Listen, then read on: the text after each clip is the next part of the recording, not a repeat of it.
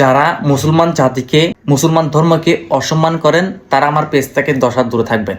আপনাদের মতো নিচু মানুষের লাইক কমেন্ট শেয়ার আমার দরকার নেই। আমার এই 25 বছর বয়সে আমি ওটা বসা, খাওয়া দাওয়া, চলাফেরা করছি মুসলমান ভাইদের সাথে। তো আমি তাদের ধর্ম কিছু হলে উইশ না জানিয়ে কি আমি আপনাদেরকে উইশ জানাবো? আর আমার 25 বছর বয়সে যত বিপদ হয়েছে, ততবার আমি আমার বন্ধু বলেন, ভাই বলেন, সব মুসলিম ভাই বাদার আমি আমার কি ফাঁসি পেয়েছি?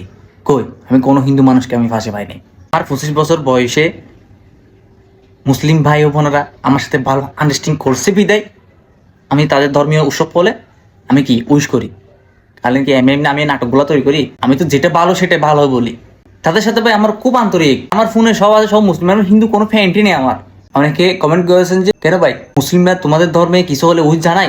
কেন উইশ জানাবে না ভাই? আপনারা ভালো আন্ডারস্ট্যান্ডিং তৈরি করেন, অবশ্যই উইশ জানাবে। একটা জিনিস কি জানেন, মনের সাথে মন মিলতে হবে।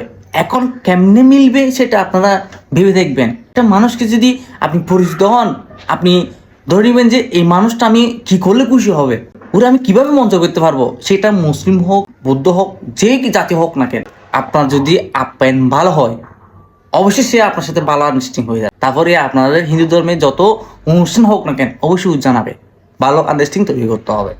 অনেকে কমেন্টস করতেছেন যে আমি মুসলমানদের তেল মারতেছি, আমি ভিউ পাওয়ার জন্য কন্টেন্ট তৈরি করতেছি।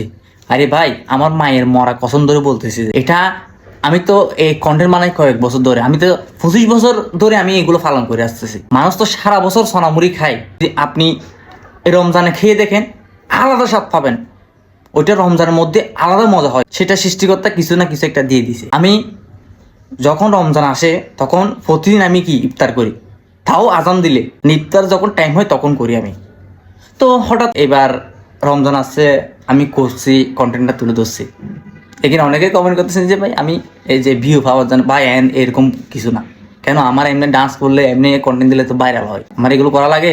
আমি হাত জোর করে বলছি, যারা এসব হিংসা করেন তারা আমার পেজ থেকে 10 হাত দূরে থাকবে। সব ধর্মকে সম্মান করবেন, এটাই আমি খুশি হব এবং সৃষ্টিকর্তায় খুশি হবে। সৃষ্টিকর্তা কাউকে বলে নাই জাতিকে কিনে করতে, কে কে কিছু বলে নাই তো ভাই। আমি একটা কথা বলি, আমি ভাই মিলেমিশে থাকতে পছন্দ করি। আমি হিন্দু, মুসলিম, বৌদ্ধ, খ্রিস্টান আমি কিছু চিনি না।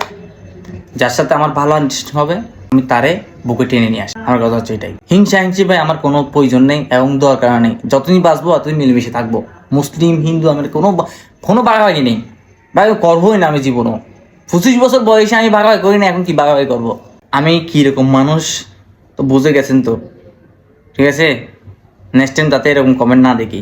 প্রয়োজন পড়লে আমাকে ব্লক মারুন না, আমার ভিডিও দেখবেন না, আমাকে আনফলো করে দিন, তাতে আমি খুশি।